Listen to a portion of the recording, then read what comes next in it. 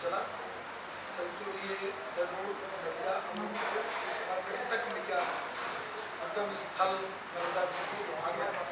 वहाँ से चलते हुए व्यवहारी होते हुए कल रात को बैढ़म पहुँचा।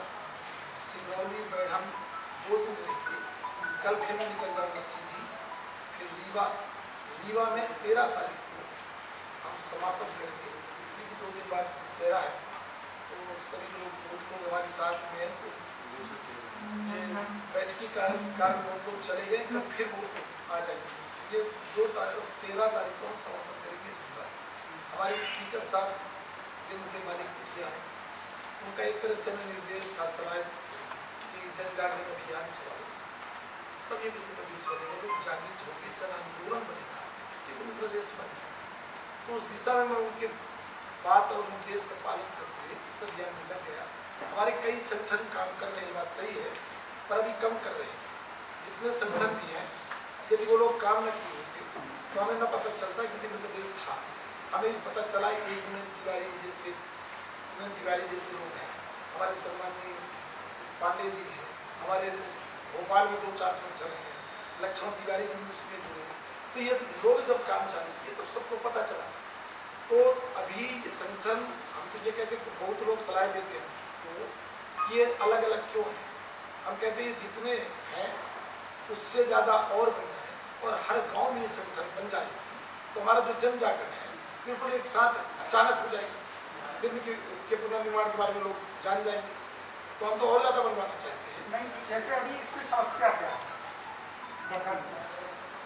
समस्या ये है बिंद की, वही तो समस्या है, वही समस्या है। हमारे बिंद का संकल्प पारित हुआ कांग्रेस के जमाने में, सम्माननीय श्री श्रीनिवास तिवारी जी स्पीकर थे, तब उस समय प्रस्ताव पारित हुआ कि बिंद का पुनर्निर्माण कर दिया जाए। छत्तीसगढ़ बनाना तो छत्तीसगढ़ बन गया, बिंद को नहीं बनाना तो नहीं बन गया।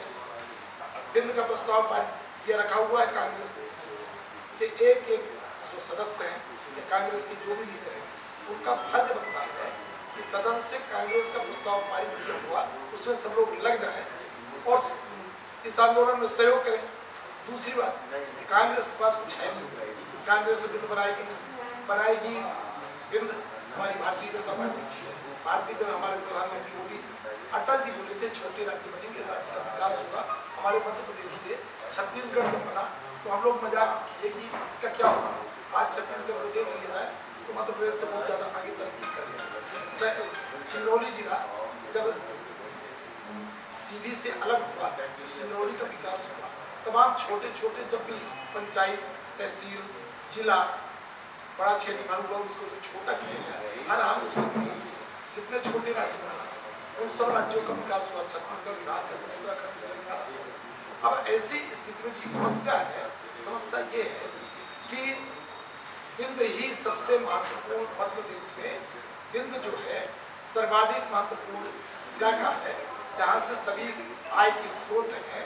बिंद ही खजाना है, बिंद से ही सब कुछ जाता है, चाहे इंदौर हो, बिंद से जाता है भोपाल, बिंद से जाता है होशंगाबाद, बिंद से जाता है ग्वालियर, बिंद से जाता है सागर।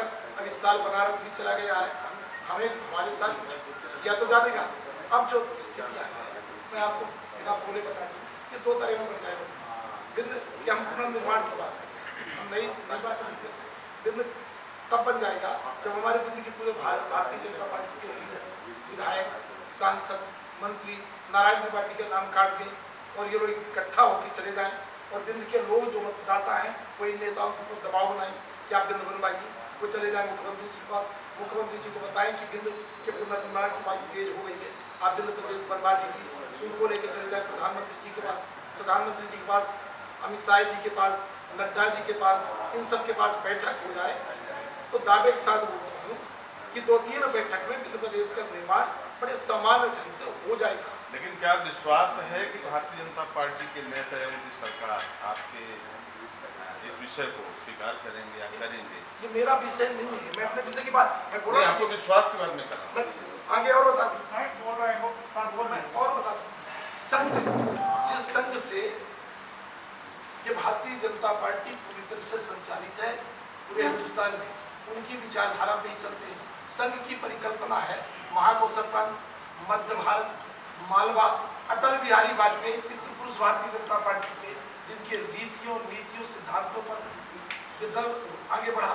तो जब संघ और अटल जी दोनों की सोच पर मोदी जी अटल जी के सपने को कैसे पूरा नहीं करें?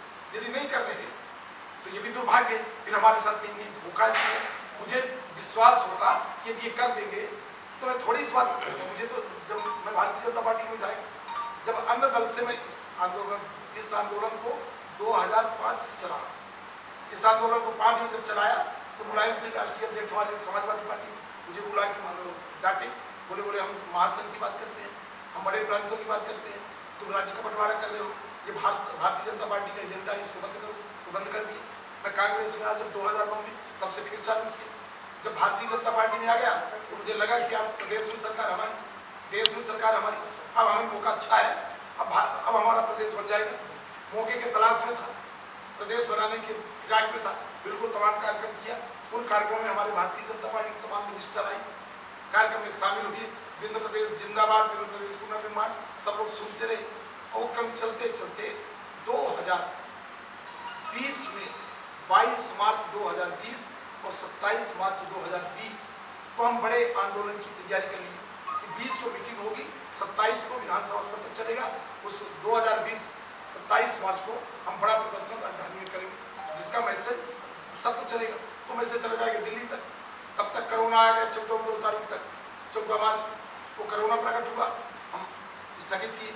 इसके बाद लगातार हम मौके के तलाश में 25 मार्च 2021 को सतना में एक बड़ी सभा का आयोजन की तैयारी की। बहुत बड़ी सभा की तैयारी हो गई, अचानक कोरोना प्रकट हो गया 15-16 तारीख से, तो फिर हमें बंद करना पड़ा। तो ये जो है, ये तो हमारे नेताओं के दम पर, या जो जागरण अभियान चला रहा हूँ, इस जागरण अभियान के द्वारा 2 में से 1 पर ये बात बिल्कुल तय है, फिर लिखित देता हूँ मीडिया के सामने कि 2-4-5 साल के अंदर मोदी जी हिंदुस्तान में तमाम स्टेटों का, नए स्टेटों का गठन करने जा रहे हैं। 100% गठन हो रहा है। मैं कोई जबरन ज्ञापन सौंपने के लिए मैं ये इस विषय में नहीं आया, मैं टेक्निकल रूप में कि मुझे तमाम ऊपर के लोगों को समझा जाना, तब इस विषय में अब तेजी के साथ लगा। तो 2-4-5 साल में उत्तर प्रदेश में 2-3 स्टेट बनेंगे, तमिलनाडु में स्टेट बनेगा, पश्चिम बंगाल में बनेगा, महाराष्ट्र में बनेगा। तो हमारा बिंदु का पुनर्निर्माण करने में क्या है, जब तक हमारे बिंदु की कहावत है, यदि लड़का न रोवे तो माता नहीं दूध न पिया। बिंद क्या है तो वह भाषा पहले ही, तो हम जब बोलेंगे नहीं, मूक दर्शक बने रहेंगे, मौन बैठे रहेंगे, तो कैसे काम चलेगा? तो किसी न किसी को अपनी बलि तो देना पड़ेगा। तो मैं तय कर लिया कि यदि मेरी इस मांग को आप बागी और बगावत की संज्ञा दे दो। मैं सबसे सवाल किया कि मुझे कोई बताए, यदि मैं इस अभियान में चालू किया था तो मुझे कौन रोका? अब कोई आज कोई मुझे रोके तो मुझे दल की और टिकट की चिंता नहीं है। मैं उस दल और टिकट से बाहर हो चुका, राजनीति के लोभ लालच से मैं बाहर हूँ। अब मैं मुझे बिंद के पुनर्निर्माण के इस आंदोलन को जागरण अभियान चलाऊंगा, लोगों को जागरूक करूंगा। और इसके अलावा जैसे मौका मिलेगा तो बड़ी सभाएं भी करके प्रदेश की सरकार को ये बताएंगे कि बिंद के लोग जागरूक हो चुके हैं, अब बिंद का पुनर्निर्माण चाहिए। पार्टी जी, पिछली बार भी आप पार्टी यही बातें बता रहे थे, अभी अपडेशन क्या है? अपडेशन क्या है? पिछली बार भी आपने कई अलग अलग राज्यों में निर्माण की बात की थी, मोदी सरकार तैयारी में 2-4 साल हो गई। और बिंदु को लेकर भी आपने कुछ बताया था कि कुछ हमारी भोपाल स्तर पर भी चल रहा है कि अपन एक कुछ जागरूकता चलाएंगे, आंदोलन करेंगे और बाकी जगहों पे भी करेंगे। तो क्या है अपडेशन, क्या है उसका? देखिए बात मतलब पिछली बार से इस बार में क्या अपडेट हुआ है? हमारी भोपाल में जो बिंद के लोग रहे हैं, भोपाल की हम लोगों ने कमेटियां बना डाली। हम भोपाल की पूरी कमेटियां बनने के बाद अब हम टोला मोहल्ला की कमेटी बनाने जा रहे हैं। बिंद के जहाँ लोग भी हैं उनको भी जागृत कर रहे हैं। मैं भी इंदौर गया, मैं भी रायपुर गया, तो उन सबको भी जागृत कर रहे हैं। और ये जो जन जागरण अभियान चला है उसी की तो कड़ी है। हमारी टीम अब 1 नवंबर से हमारी जो एक टीम है वो फील्ड में आ जाएगी। फिर मैं आपको बताता हूँ, कोरोना हमें काम नहीं करने दे रहा। सरकार के पास कोरोना का वो अस्त्र है कि जैसे हम कोई कार्यक्रम करने की शुरुआत करते हैं, कोरोना का अस्त्र फेंक दिया जाता है। अभी मैं 2 अक्टूबर को उमरिया में गांधी जयंती पर गांधी जी को माल्यार्पण करना था, वहाँ सभा करना था गांधी चौक में। पूरा प्रशासन तंत्र और सरकार लग गई, निर्देश जारी हो गए कि बिल्कुल ये तंबू हटवाओ। वो पहला दिन था, वो तंबू हटवा दिया गया, पूरी पुलिस की लाइन लगा दी गई, बैरिकेड लगा दिया गया, लगा कि कोई आतंकवादी घुस गया। वहां गए हम, पुलिस से बात की, पुलिस वाले किनारे हुई, कलेक्टर से भी बातें की, आप नौकरी करने आओ, 1 साल 2 साल 3 साल हमारा जन्म और मरण यही है। तो ये हमें संघर्ष करना पड़ रहा है, संघर्ष कर रहे हैं। जो हमारी तैयारी है ये सब नहीं तैयारी है कि छोटी छोटी टीम बनाएंगे, कमेटी बनाएंगे, जागृत करेंगे, लोग जागरूक हो जाएंगे, अपने अपने नेताओं का घेराव करेंगे, अपने अपने जो नेता हैं विधानसभा स्तर में, लोकसभा स्तर में मंत्री हैं, उनके ऊपर दबाव बना के बात करेंगे कि आप मध्य प्रदेश क्यों नहीं बनाते हैं। तो यही एक जागरूकता का हिस्सा है। पिछली बार भी मैंने पूछा था, इस बार भी पूछ रहा हूँ कि अपने क्षेत्र के जितने जनप्रतिनिधि हैं जहाँ तो भाजपा से ही है, तो उनका क्या सपोर्ट है? नहीं, कोई सपोर्ट नहीं होगा। उसके पीछे भी मैं पिछले बार क्या बोला मैं नहीं जानता, उसका कारण मैं बता देता हूँ। जो हमारे लीडर है, आप लीडर की लिस्ट बना लीजिए, लीडर बनने के पहले वो क्या थे और लीडर बनने के बाद वो क्या हो जाते। नहीं, अभी आपने बीच में विधानसभा अध्यक्ष को बोला तो मैं इसीलिए हाँ, पूछा मैं कि सपोर्ट चल स्पीकर रहा है कि नहीं? कुछ बोल रहा हूँ, हर आदमी का दिल, हर आदमी का दिल, किसी के दिल से भी आप पूछे, अकेले में बात करें तो हर लीडर बिंद का, चाहे वो जिस दल का हो, वो यही कहेगा कि बिंद का पुनर्निर्माण होना चाहिए।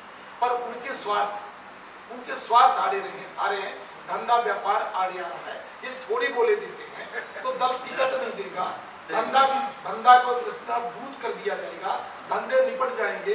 कोई कुछ धंधा कर रहा है, कोई कुछ धंधा कर रहा है, कोई इंडस्ट्री लगाई है। तो ये विचारे हो चुके हैं, धंधा व्यापार इनकी आड़े आ रहा है। नारायण त्रिपाठी इसलिए बोल रहा है कि नारायण त्रिपाठी का मध्य प्रदेश में कोई धंधा व्यापार है नहीं, तो कोई सरकार हमारा कुछ कर नहीं सकती, इसलिए डंके की चोट पे लड़ाई लड़ेंगे और बिंद के पुनर्निर्माण। भाजपा की विचारधारा बदल गई है, भाई अभी तक आपको नहीं लग रहा देश में कि क्या क्या बदल गया है? अब तो कांग्रेसीकरण हो चुका है, पूरी कांग्रेस हो गई। मालवा निवाड़ में आप ग्वालियर चंबल इलाके में जाके देख लीजिए, तो भाजपा से बेचारे संघर्ष थे, इसकी क्या दिक्कत हो गई। अब तो बेचारे वो किसी लायक नहीं बचे, जो संघर्ष करते रहे वो बेचारे हो गए, और जो जिनके खिलाफ संघर्ष करते रहे अब वो सामने आ गए। महाराज साहब जिंदाबाद। अब कैसे चले? हम तो अपने लिए भी, जब हमको भारतीय जनता पार्टी हाथ गिनती निवेदन करके ले गई थी, तब भी मैं बोला था कि हमको ला के जो आपके पुराने कार्यकर्ता हैं उनको क्यों निपटाना चाहिए, या तो आप उनका अंत करोगे या हमारा अंत करोगे, क्यों हमको ले जाना चाहिए? तो बिल्कुल स्पष्ट है। अब हम कोई गलत अपराध थोड़ी करते हैं, हम तो यह बोल दिए कि मध्य प्रदेश बना दो, हम ये बोल दिए कि बिजली की समस्या है, हम ये बोल दिए कि जिसको आप 1 रुपया किलो गेहूं चाउर देते हो, वो चाउर तोला जाए, गेहूं तोला जाए, तो 5 किलो की जगह 3 और 3.5 किलो निकलता है। तो इसमें सुधार, जब हम ये बोलते गए, हम बोले कि जो गैया गऊ हमारी माता है, भारत भाग नहीं जाता है। मैं सीएम को भी पत्र लिखा, मोदी जी को भी लिखा, शिवराज जी से बात किया, तो मैं बोला कि ये तो हमें गौ हत्या का पाप लगेगा कि हम ये गौशाला बना रहे हैं, हम वहाँ कोई भूसा दे नहीं रही, चारा दे नहीं रही, गैया वही ऐसे मर रही। सड़कों में देखो आप, तो जिस रोड में चले जाओ आप, तमाम हमारी गौ माता मरी डरी है, कोई देखने वाला नहीं, उठाने वाला नहीं, इसका पाप लगेगा। तो जब हम ये बोलते हैं तो बागी और बगावत वाले हो जाते हैं। तो ये मेरे स्वभाव में अभी जनसभा में आप कह रहे थे कि वो जो स्पीकर है उनकी कहीं 2-4 मिनट रुक जाओ ना, बिहार में रुक जाओ, फिर बाद में